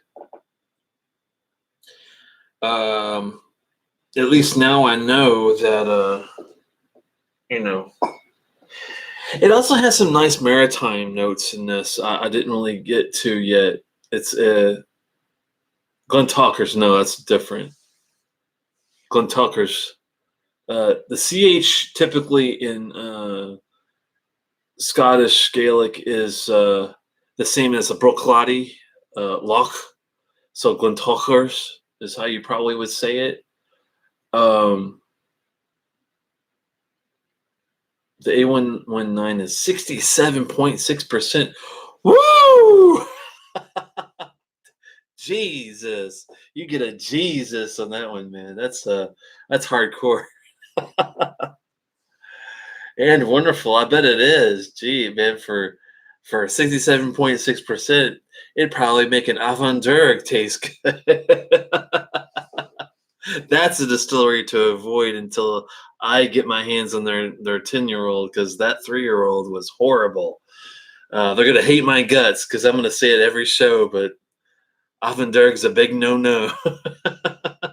Until I hope to God they send me a bottle of some different stuff, because I gotta try it and hopefully find some good stuff. I like my Elijah Craig Barrel Proof, higher proof, 140 proof or bust. They have a 140. Damn, so that's 70%. 70, right? Yeah, 70% alcohol. Jesus, that's insane. Well, now I feel really bad with my measly 56.9, but I'll take it. I'm still able to set mine neat, just like anybody else. It can handle a drop or two of water, I'll be honest with you, but unless you're not a peat fanatic, I don't see why you would even bother. But well, just to make sure it doesn't bring out some extra notes that we didn't get, let's give it a good college try here. Get our dropper out, give it literally like a couple of drops. Aquaman, cover your eyes if you're watching. Hopefully Mr. Lee's doing okay. I haven't talked to him in a while. I have talked to Paul. Paul is doing Dapper Drams and doing the hell of a job on his own show. Hopefully he would be fun to tag up with and do a joint show somehow, if I could figure out this OBS bullshit on the side. It's just a shame that they give me extra stuff I have to figure out how to work with in order to do basic shows that I'm already used to doing, but that's a whole nother thing. It's an SMWS, you just can't go wrong. That's true. So far, so good. No ECBP in Ontario. I've had a couple samples sent to me about some of these awesome. It's so amazing. Wow. So you guys can't get it in Ontario at all. They just don't carry it in the LCBO store or whatever it's called. If I had $1 million to be Roadcaster Whiskey Run, yeah, I hear you there. If I went to Petite Cellars, I could easily spend, no joke, I know a bottle of brewer up there for like a couple grand, a bottle of Port Ellen for at least a few $1,000s. I mean, I could spend, God bless, I probably could spend $1 million if I had a true shopping spree in there. Oh my God. I would have every 30-year-old whiskey. It'd be insane. I'd have. Why don't they have? They should do a shopping spree in a whiskey store for one of us. That would be unfreaking real. It'd be insane. I'm not even sure. I don't think I could contain myself. I'd be so excited. I'd probably knock. I remember sadly when I was in Petite Cellars the other day. I felt bad for Tom. He's the guy that runs the show in the liquor department, the Scotch area at least, and he somebody was going around and they knocked into the of all thankfully it was the Johnny Red, the Johnny Walker Red, but they knocked one of those 1.75 liter bottles down and broke it all over the floor. It smelled good, but other than that, I mean, could you imagine if someone knocked into like the Lafroy 32 or the Brora 32 or something of that caliber, like even the Brooklotti, I'd be the Black Arts 5 or 6. I'd be like, oh no, that's just sacrilegious. A case of Lafroy 30, yeah. Oh man, like those Toys R Us things kids did in the 90s. Yeah, one of those true shopping sprees where I just get a cart. Just give me one shopping cart. That's all I need. I will go straight to the Scotch aisle. I will get one of those little ladders that you can spin up and down in the library. I would jump on top. I would climb my way up to the very, very top, and I would start doing like this off the top shelf. But I would be very careful because I wouldn't want to break anything, crack anything. I guess it would be the fastest, the most delicate, off the shelf you'd ever see in your life. it'd be something, that's for sure. DHS says, I'm sorry, Locke says DHS. The only problem I have is 1 million is like $1,500 Canadian dollars. That's a lie. But you're right though. It is kind of a crappy thing, but you guys got good prices up there on some things. You have to admit. I'm gonna go to Chicago with $5,000 and just go for it. Yeah. If you ever go to Chicago with $5,000, be sure to look up Tom R. I think he could probably show you where to go and get rid of your $5,000 the quickest and the most efficient. Probably Benny's. He'd probably show you where everything is in Benny's, and you just go basically insane. 1.5 million Canadian dollars. Wow. That's 1 million. It's 1.5 million. You have 1,204 bottles already planned out. Wow. Warehouse liquor. Debating going soon. Yeah. I need to make a little road trip myself. But yeah, it's a matter of saving up a boatload of funds to do the shopping spree. Because, man, unless you've got literally like thousands, you're not going to be getting a couple bottles here and there. It's the bottles that I like to get. It's hard to find them for $200 or $300 is about the going rate, it seems like, anymore. I really appreciate you guys sending me that Glendronach PDF map. That is so unreal how precise it is. So we're going to put that on our back burner and use that in the side. 2000, we get your ball player 69. A 69 ball player, man. My goodness. I've had the 83, thankfully, and I will tell you, it's something else on a great level. 4.75 stars. 69, I couldn't even imagine what that would taste like. Jeez.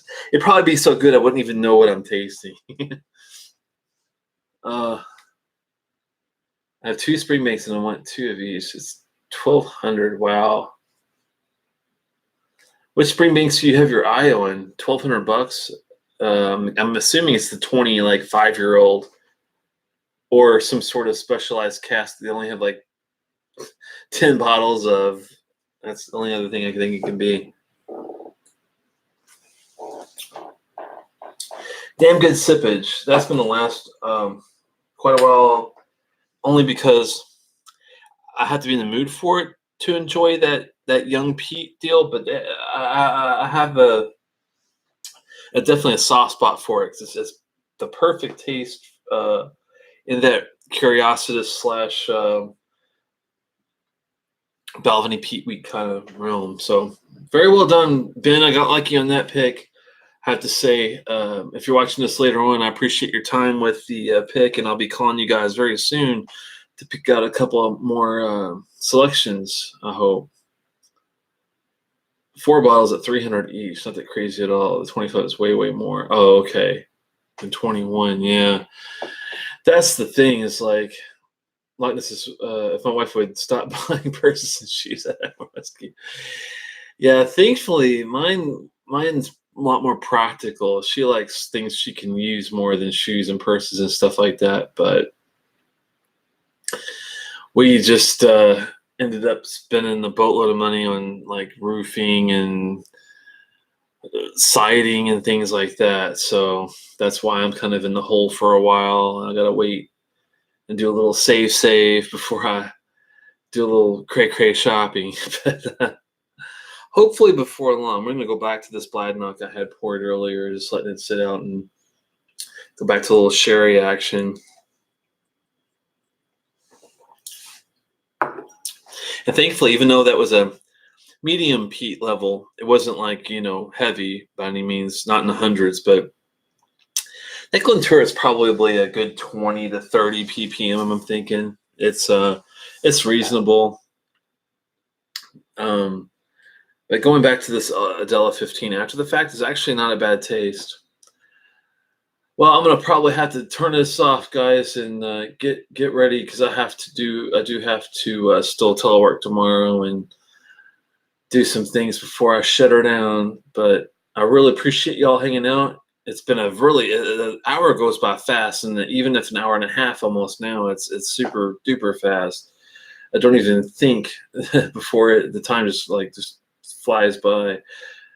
But there's one thing finishing on a Springbank cast strength I've not had. DHS says recharged sherry. I've not had it. I really want it. Oh, I saw recently a 19-year-old recharged sherry cast Springbank, 19-year, I believe it was, but they wanted like $290 for it. It was almost $300. That's the only reason I was kind of like, well, I'd love to have it, but yeah, if you haven't tried the Springbank 12 cast strength, Mike, you are definitely in for a treat. I think you need to sip that very soon. If someone can help out Mike get a Springbank 12 cast strength, I'd be surprised you can't get it in Indiana somewhere, man. Usually that's pretty easy to find here, but it has been a while since I've got it here, so I guess I better be careful what I say. But hopefully you can find the 12 cast strength. If you can't, I know you can. You've got enough resources where you could get some salsa a different way if you had to. Thanks for the great show comments, Loch Ness, and DHS is going to be all over that Recharge 19-year-old in a second. They got one in DC. If you're ever in DC, I can tell you definitely where you could probably get your hands on one. If I can remember which store I was at where I saw it. I have an idea of where it was. I'll have to go back and think about that. But if you ever are, I don't think they do any mail outs, unfortunately, but maybe I'll have to do some research to see which one it was. The Springbank 15 for 91. Yeah. If to you, Trooper, if $100 isn't a lot for a whiskey, then I'd say pull the trigger. If it's a lot to you to spend that kind of money on it, I would put that on your back burner, because the Springbank 15, it's not bad, just comparatively to like their local barleys, their greens, their burgundies, their I don't have the bottles back there to look at, but their cask offerings are better than that 15 out of the box. So yeah, DHS says it's the only one that he doesn't like, and I don't dislike it, but I didn't find it as appealing as the 10, the 12 cast strength, the 12 burgundy, the 13 green, the 19 port cask. What else have I had from Springbank? There's a couple others, but I still have to get the 18 and the 21 and the 25 eventually. It's just so far out of my price range. Usually it's tough to spend that kind of money up when you're getting towards the when you're bypassing $250, $300. It's just crazy. 15 smelled like some of the baby diapers I recall as a kid with €3. That's horrible, man. It didn't smell like that to me, but it does have a just kind of a basic funk. There's not really a lot going on other than to me, it's kind of like a tamer version of the 10-year, which, do I really want that? Not really so much. And that's what I'm afraid on the 21 and 25. Oh, the 18, 21, and 25 change completely every year too. Oh, okay. Well, maybe we both had bad 15s or so. But now you're talking about the 18s change. 18, 21, and 25 change completely every year too, not the 15. Okay. I'll have to keep that in mind if I ever do get an 18, 21, 25. Keep in mind what year it is that I'm getting. You never had a Springbank. Nothing in Ontario. That is the saddest shit I've ever heard in my life, man. We're going to have to get Loch Ness some options for, if you can help a brother out, get with Loch Ness. Share your email address somehow to some of these people, maybe, and maybe you guys can figure out a way to give him a lead, something that would help him get his hands on a Springbank. If Food Quick can do it all the way from Victoria with regard to Leche, which I know for him was really hard to find, but here you can find it all day long. Hell, you can find a 10, a 15, a 18. You can find all sorts of years and different casks. But Some people just have a really rough time finding it. So if you can hook him up, please figure out a way to do so. Uh, yeah, if he has to order from Alberta, that's if you can, that's awesome. But if you have a rough time doing it, you might have to be creative. But if Chris knows somebody if Chris knows somebody in Alberta that can hook you up, then that would be awesome. Seth McMahon, good to see you. I don't know if you've talked before. Cheers to you. What you drinking, Seth? If you don't mind me asking. Oh, he is in Alberta. Even better. Chris can maybe hook him up. Yeah, Seth. Springbank is a good distillery. They are really good because they have three, not just one offering set. The Springbank, 10, cast strength 12, the greens, the 12, 13 green, the port cast 19s, the different casks, the local barleys, the 10s, the 9s, the 11s, and stuff. Those are all good, but they also have Hazelburn, which is their unpeated stuff. And they also have Longrow, which is their heavily peated stuff. So there you go. What Springbanks to get? I would suggest definitely starting with the 10. The 10 is a solid starter. Springbank 10. Put it on your to-do list. Here in Maryland, it's $75 for it. Hopefully in your neck of the woods, you can find it for cheaper than $75. Cast strength 12. Another one you got to get. It's $100 to $110 in Maryland. You hopefully can get it cheaper where you are.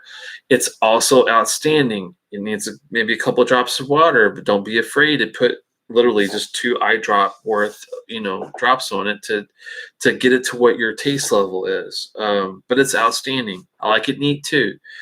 The greens. Now, those are organic barley types, are organic. It doesn't taste like a normal Springbank. If you don't mind a little herbal floral essence with your Springbank, try the green. I enjoy it. The first sip threw me off. I was like, I don't know if this is for me. After playing with a little water, playing with a little oxygen with time, I think it ended up being a good purchase, and I love the 13 green. Port Cast 19, outstanding. One of the best complex drams I've ever had. I can definitely vouch for that. The 15 I would skip unless, the price point, which is $100, is not a big deal for you. I would definitely go all day, for at least trying it, but don't put it as your last option. Like DHS said, the 18, 21, and 25 are options if they are in your price point. The problem is they change every year. So if just because you like it one year, don't be surprised if it's not the same, the next year.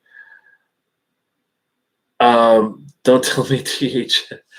Well, that's the type of barley that some sort of difference with the barley they use for that is more. And I will vouch, it's not a gimmick. This is a truly more herbal, floral, combined feel with the funk, with the Springbank typical 12, 10-year-old stuff. It's just, no, it's not local barley. It's green. It's the name of the offering. It's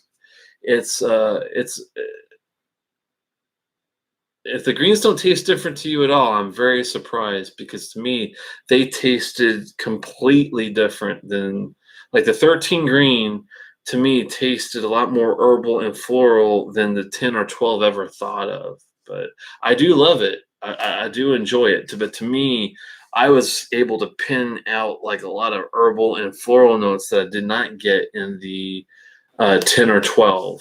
But that's why, I do consider it more of a organic / herbal, floral influenced offering. So, how it goes. Well, Seth, I'm not sure if you told me what you were drinking, but you're in Southeast Virginia. We're not that far away. That's cool. I'm up in Severna Park, Maryland, if you know where that is. It's 8 miles north of Annapolis, the capital. So Not terribly, terribly far. If you're in southeast, though, that would mean you're probably near like Virginia Beach or Roanoke kind of thing. Oh no, that's no problem. It's not a weird question at all. The funk is okay. There's two different types of funk that I get from whiskeys so far, and I have tried hundreds, literally hundreds of distilleries. When I describe funk, it's either from with the Springbank type, it's a dunnage warehouse environment. Look up dunnage warehouses and how they do whiskey there, and you'll see what I'm talking about. The temperature is a big factor. Environmentally, what they have going on is a big factor, and you get a lot of leather notes, leathery, and also when I talk about funk, I'm talking about sulfur. I get like things like the Bowmore Darkest 15 to me have sulfuric notes. The McKellen Edition 2, the Royal Sherry Bomb one, that has a little bit of sulfuric. The classic cut from McKellen's got some sulfuric properties to it. Glenturrets usually do. Benevices typically do. If you've ever had the Glendullan from the Game of Thrones series, that had a lot of sulfuric notes to it. So to me, that's what the funk factor is when I talk about that. DHS is my 13 doesn't say anything about organic, but does have different flavors. Yeah, I mean, when I say organic, I'm not talking about anything like specific, really. That was just when I was looking at the classification of what the distillery was doing differently with the barley. They were using more some sort of organic barley. If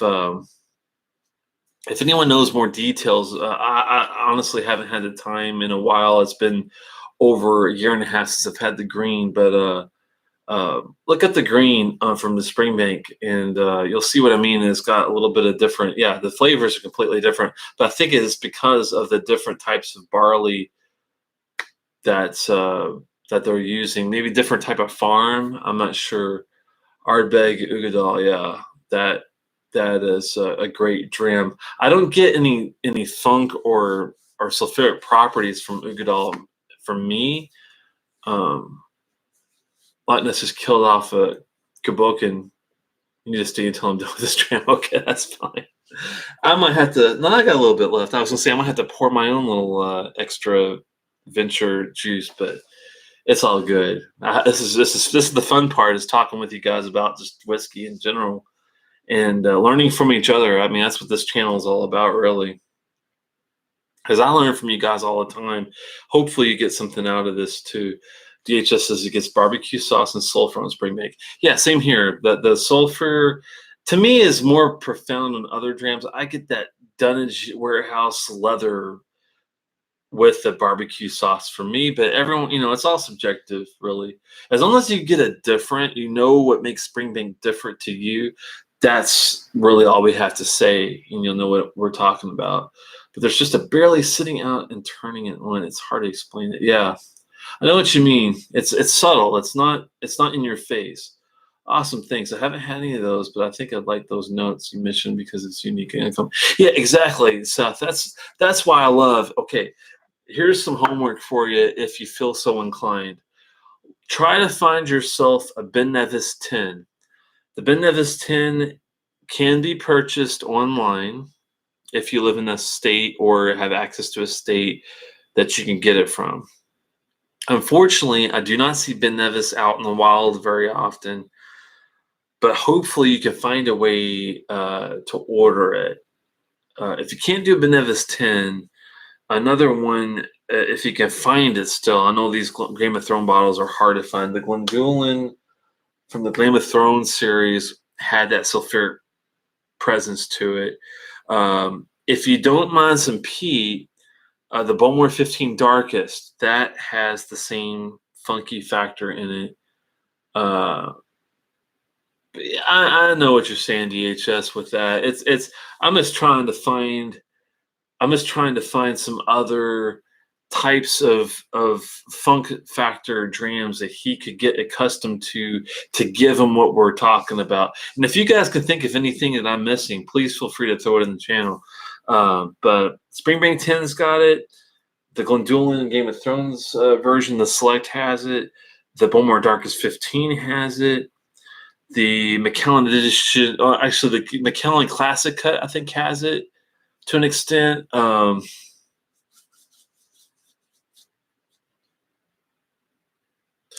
You see, Glen Scotia, I don't get sulfur or funk from as much. For Glen Scotia, I get like a lot of cola, a lot of sweet yet savory balanced notes from Kilkerran. I do get some herbal floral things from, but they do have that leather factor. I guess the Kilkerran I will get with you. I never had the 50. If you're talking about Glen Scotia 15, that's where I get a lot of cola and a lot of like. But I guess I mean, to me, the Springbank factor is so much more Dunnage influenced than the Kilkerran and the Glen Scotia that if I'm telling someone about getting the funk factor, I'm thinking they're going to get it a lot more on a Springbank than a Glen Scotia to me. But I mean, but we're definitely in agreement, DHS, on the Glen Scotia 15 being an awesome dram. If you haven't, I'll tell you this, Seth, if you've never had a Glen Scotia 15, you are doing yourself a disservice not trying it. DHS gets the same funk. I might not get it as much profoundly, but there is that leather factor involved with it. It does have some cola and some sweet, fruity factors involved with it. So, I can definitely get that. Loch Ness gets it with his wife's cookie. I hope the guy she doesn't read your comments, man, because you're going to be in the doghouse for like a week now. If it's the case, hopefully she doesn't have a way to see your fun after the fact Telex comments. But well, there's nothing wrong with a little funk as long as that goes on with the other flavors, and it's the same thing with whiskey. If fairly new to Scotch, enjoying Scotch so far, my favorite is Ardbeg, Ugadal, and Lafroig Lore. Yeah, awesome. Yeah, and the funk factor, you got to be open to, trying it a little. I think Springbank is a perfect first floor offering. If you don't want it as much, if you're a little sensitive to funky factors, I think DHS has a good point with the Glen Scotia 15 and the Kilkerran 12. Those two are findable. They are orderable, and they are both 4-star plus whiskeys, I'd say. Yeah, it's definitely high end. I don't have a lot of the ones you mentioned are ABC stores, so I'll consider online. Oh yeah, you're right. That's right. You're in Virginia. It's gonna be hard for you to find a Glen Scotia or a Kilkerran, maybe. But if you're willing to drive a little or order, if you have a way to order, and Virginia thankfully is pretty wide open for ordering. I've noticed it's easy for my friend Lee that lives in near Richmond to order things. Yeah, definitely look up the Kilkerran 12 and also Glen Scotia 15. It has to be the Glen Scotia 15. It has to be Kilkerran 12. If it's anything else besides that, you might not be as happy. So if you're going to invest $100 in a bottle of Scotch, which both of those, thankfully the Glen Scotia is a little cheaper. For 15 or whiskey, it's very, very nicely priced. Yeah, $65. I usually find it's for 75 around here, but you could easily get it for lower than $100. The Kilkerran 12, also 69, $70, 75 maybe if you're paying premium prices for it. Also a great 12-year for under $100. Well underrated, both Kilkerran 12 and Glen Scotia 15. Very underrated scotches. Yeah, after 80 after tax for 15 there. So there you go. I think you'll, if you can get your hands on it, you'll be extremely happy with it. Leah's the one that loves water with the scotch. Yeah, I like to call him Aquaman. I haven't seen him in a while. Hopefully he's doing good. I know he works a lot and works very long, rough hours. He is in charge of a warehouse in Virginia. So it's like I can picture him. Oh yeah, I got 4 bottles to show you there, Seth. Give me 1 second. Give me 1 second. Sorry about having to leave the field of shot, but all my stuff, since the construction over here is so bad, I have to go and find these bottles. So let me try to see if I can dig them up for you. 1 second. I found my Ardbeg stash. We've got the 10. We have the Ugadal, Corryvrecken. We were talking about the Springbank Green. That's the Springbank Green for you, if you can see it from this far, hopefully. Let's see. Let me find the ones you're talking about, though. Whoa. If I can without breaking the bottles. Let's see. Kilholmans. It's sad I found everything but the Kilkerrans. Glen Scotia. This is the box of the Glen Scotia 15. So it's easy to find, hopefully, where you are. Very well done. I love it. I wish I had like 5 bottles at all times, but you know how that goes. This is another one that was really good. The Glen Scotia Victoriana. I think it's well worth your time. If you can find the Victoriana from Glen Scotia, it's also really good. A little pricier than the 15, but it's definitely a good buy. Let me see. Where is my Kilkerran back here? Here it is. Okay, here's the 8 cast strength. The work in progress. The Sherrywood, and where's my 12? That's the one we really want, because that's the one you probably want to find. Here it is. Oh no. I just spilled a Coke on the floor. That's not good. Give me 1 second, guys. It's always something with this.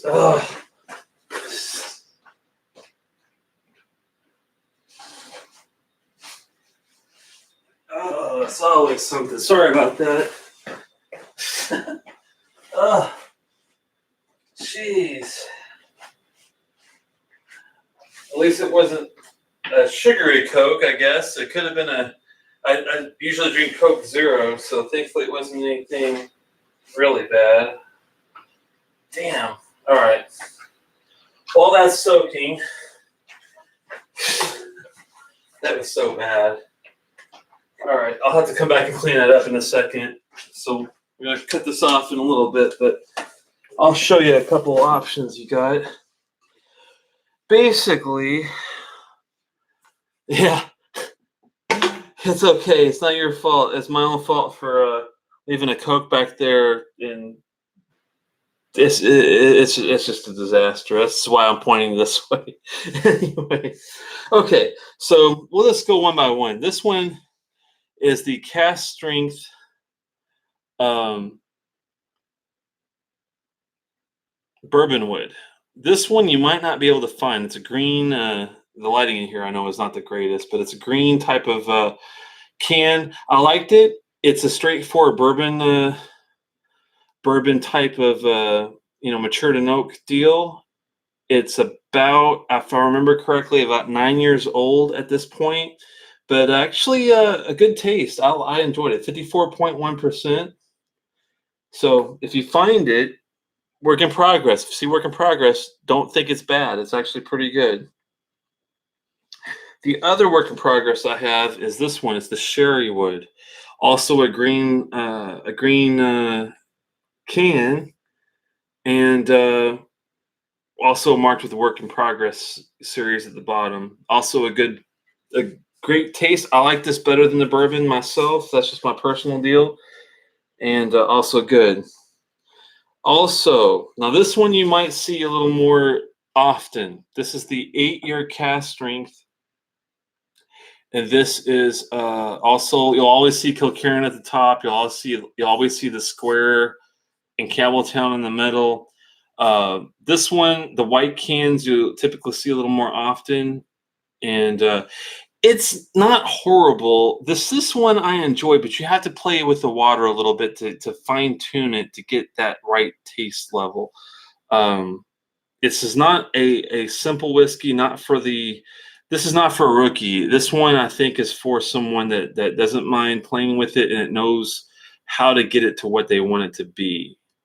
But with that said, the go-to and the one that everybody loves that I know is the standard 12.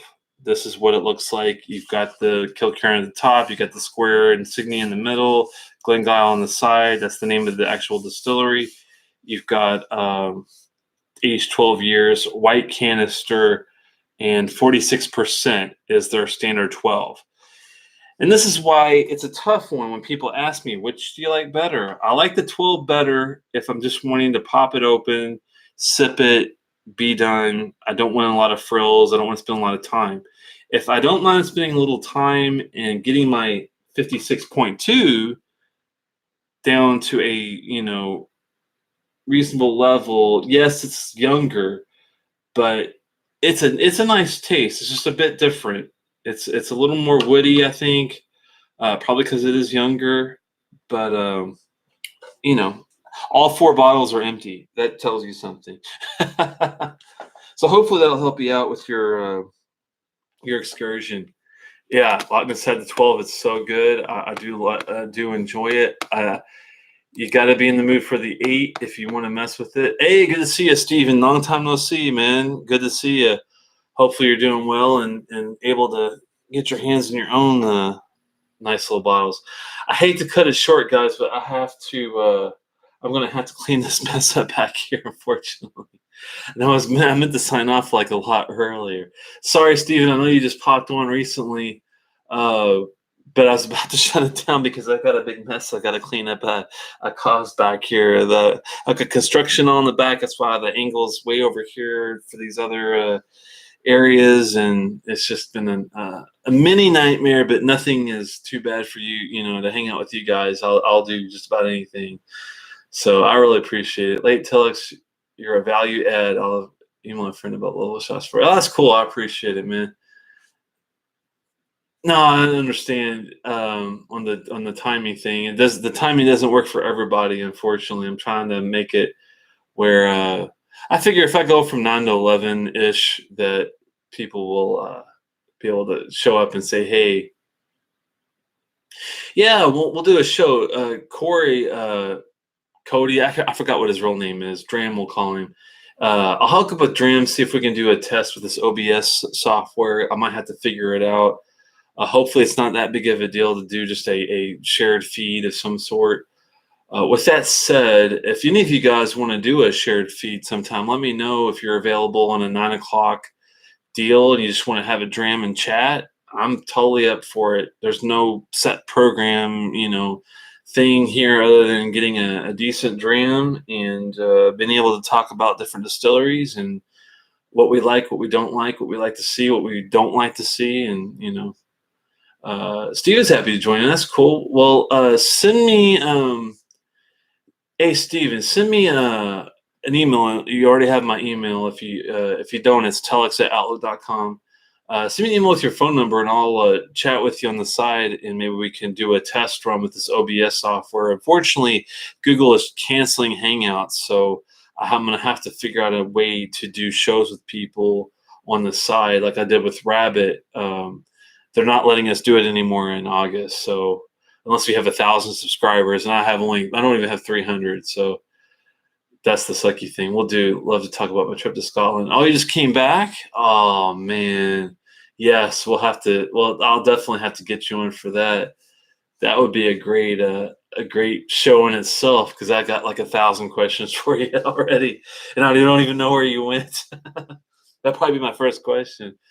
But yeah, we'll save it for the show and go into detail about what you liked, what you didn't like, what you learned, what you'll do again differently in the future, and all that good stuff. Because I've never been. I'd love to go. I can't wait. Hopefully, I get to go more than once too. That would suck to get to go once, fall in love with it, and never go back again. Oh man. Yeah, see you, Seth, Loch Ness, DHS, Swami that stopped by earlier, Chad, all the usual suspects. I really appreciate your all support. Give me a thumbs up if you enjoyed it yourself before you go, if you don't mind. Thumbs down, even. I don't mind it. If you didn't even have fun, at least let me know. At least I know you were active. But hopefully, even though I know construction makes this all kind of crazy, and this isn't the most organized show in the world. Hopefully, it's a good time just where you sit down with the dram. Even if you're not here live, you get to listen to some different points of view about whiskeys and distilleries and stuff, and go from there. Well, Salanchava, guys, and see you next time.